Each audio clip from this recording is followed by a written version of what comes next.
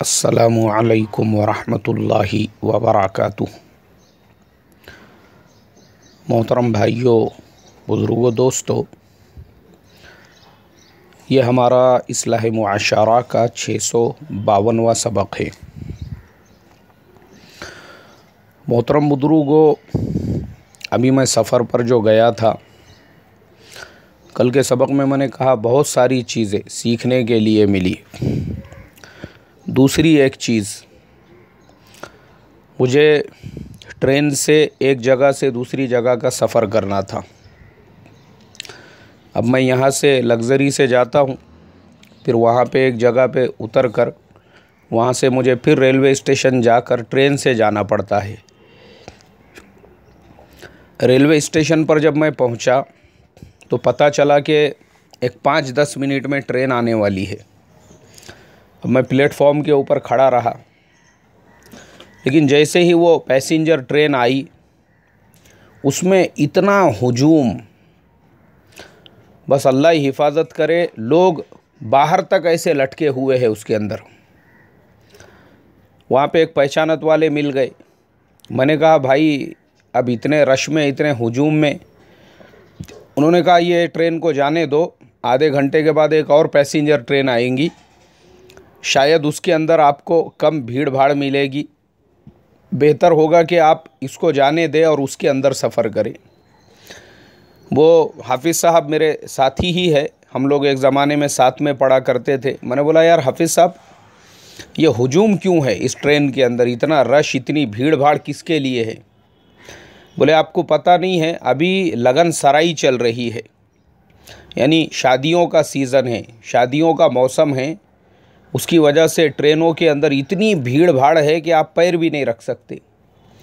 और मैं देख रहा हूँ उस ट्रेन के अंदर बूढ़े जिनकी उम्र 70-75 साल हो चुकी है, उन्होंने घर पे बैठ के तस्बीह पढ़ना चाहिए, तो वैसी उम्र में भी अपने कपड़ों को अच्छी तरह से धो धुला के, सफ़ेद कपड़ों को नील देकर, चमचमाते हुए कपड़े, कान पे रुमाल बांधा हुआ, एक हाथ में हंडा यानी मटका जो होता है ना लोहे का। अरे ये काहे के लिए? बोले वो जिसकी शादी में जा रहे ना, उनको हदिये में देने के लिए। आधे ट्रेन के अंदर, आधे बाहर लटके हुए, वो मटका आगे बाहर लटक रहा है। पूरी ट्रेन में ऐसा ही माहौल है।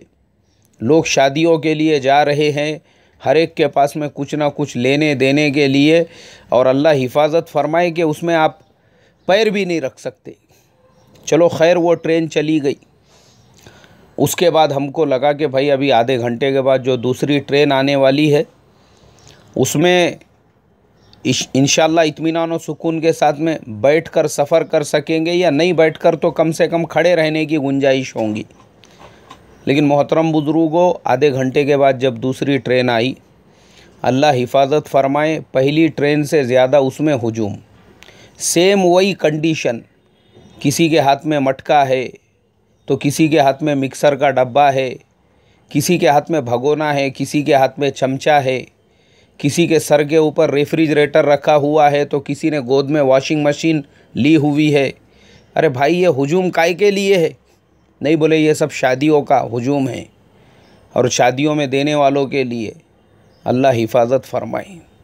पैर रखने को जगह नहीं ट्रेन के अंदर। बड़ी मुश्किल से हमने दरवाज़े में ही खड़े रहकर किसी तरीक़े से अपना सफ़र मुकम्मल किया।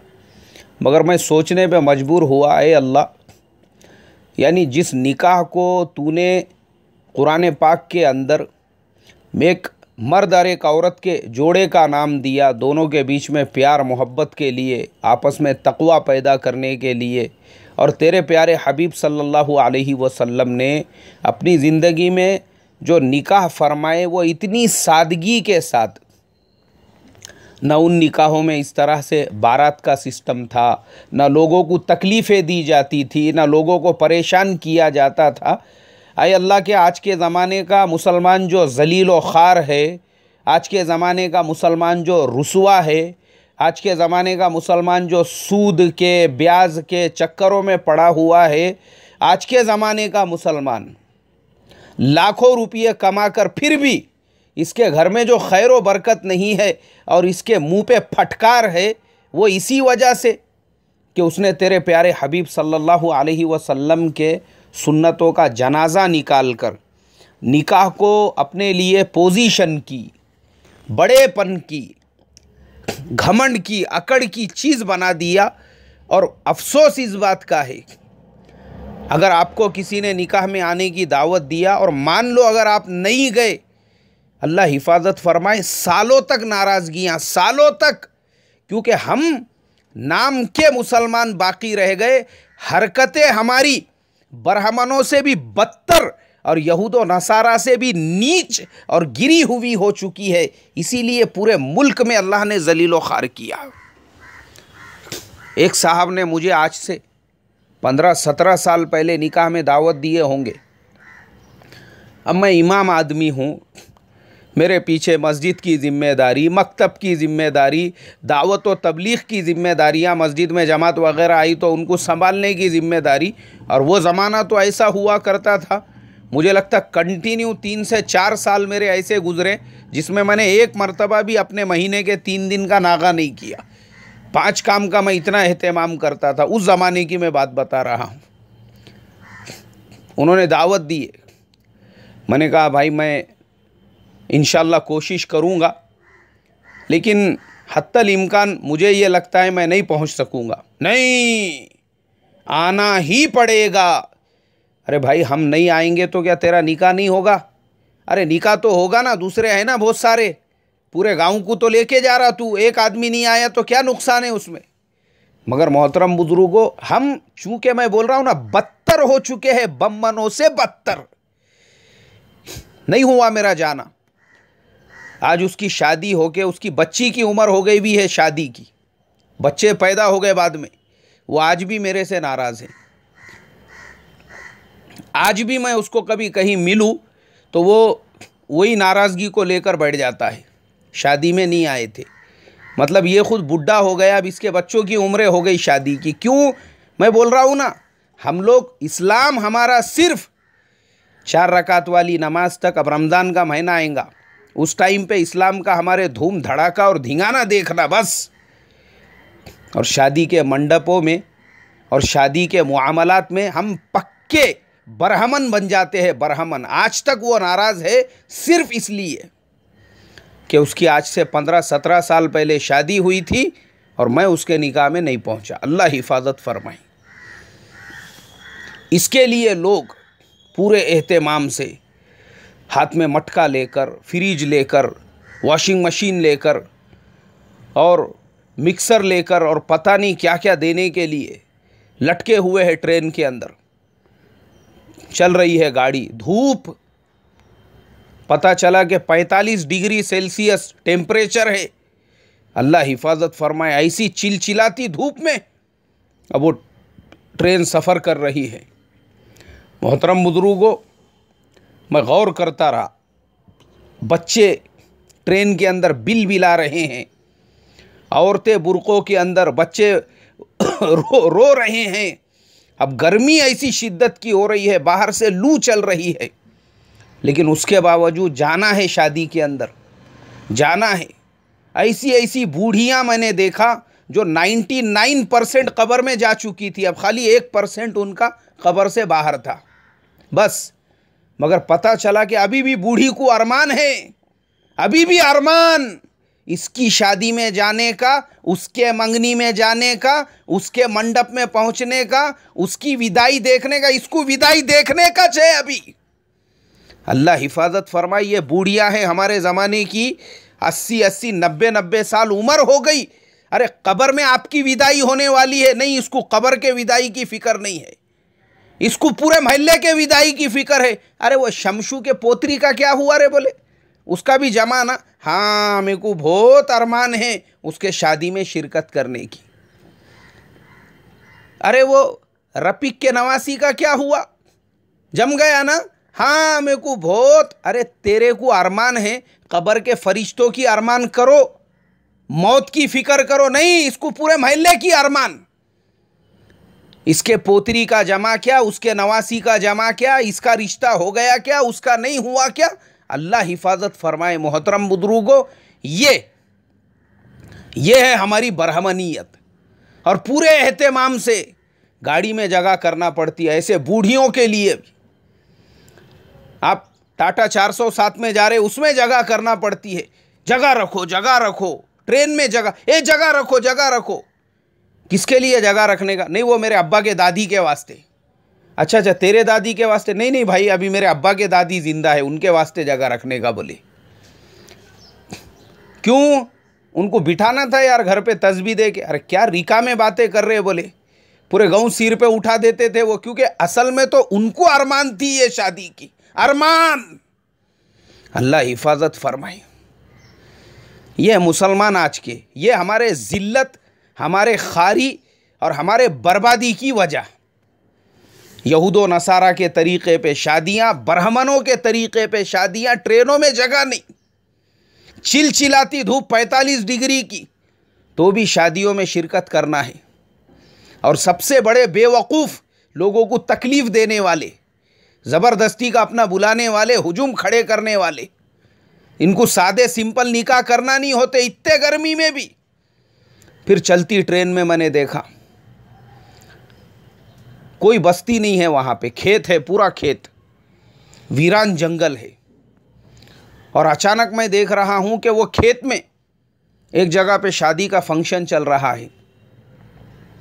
मैंने मेरे बाजू में एक बैठा हुआ था गैर मुस्लिम बच्चा, मैंने उससे पूछा, मैं बोला ए काय रे, हे काय आहेत, काय चाललंय हे शेतात, काय चालू आहेत रे? बोले अरे तुम्हाला माहीत नाही का? मैं बोला नाही माहीत मला. अरे ते पाणीचा लई प्रॉब्लेम आहेत गावात ना, त्यामुळे आता लोग शेतात लग्न लावतात. अरे पानी नहीं है बोले पीने को गाँव खेड़ों में, इसके वास्ते खेत में शादियाँ कर रहे बोले लोग. मतलब करना ही है, तकलीफ़ देखो, जगह नहीं गांव में, खेत में जाके कुएं के बाजू में वहाँ पे निकाह हो रहा है, वहाँ पे शादी हो रही है. अल्लाह हिफाजत फरमाए. फिर आगे बढ़ते रहे. फिर एक शहर आया. मैंने देखा वो शहर जैसे ही शुरू हुआ तो पतरे के घर बने हुए, पतरे होते हैं ना अपने स्टील के जो पतरे होते हैं, या जिसको बाज़ जगहों पे पत्थर कहते हैं, टाटा स्टील के जो पतरे होते हैं, टीन होते हैं, वैसे टीन शेड डाले हुए, उसमें दीवारें भी दोनों तरफ से वो पत्थरों की बनी हुई है लोहे के, और छत भी वो पत्थरों का बना हुआ है. मैं सोचने लगा, ए अल्लाह, ये बेचारे पत्थरों में रहने वाले लोग, इनको कितनी गर्मी होती होंगी. 45 डिग्री, दीवारें भी लोहे के पत्थरों की, छत भी लोहे के पत्थरों का, कैसी तकलीफ़ उठानी पड़ती होंगी, कैसी चिलचिलाती धूप के अंदर. बस मैं अभी ये सोच ही रहा था, मैंने देखा मस्जिद है और चारों तरफ से घर वैसे पत्थरों के बने हुए हैं, और वहाँ पे भी एक मंडप डाला हुआ है, बड़ा लंबा चौड़ा. इन्ना लिल्लाहि व इन्ना इलैहि राजिऊन. रहने को घर नहीं है, रहने को घर, लोहे के पत्थरों के घर में रह रहे तो भी अरमान, खुजली देखो खुजली.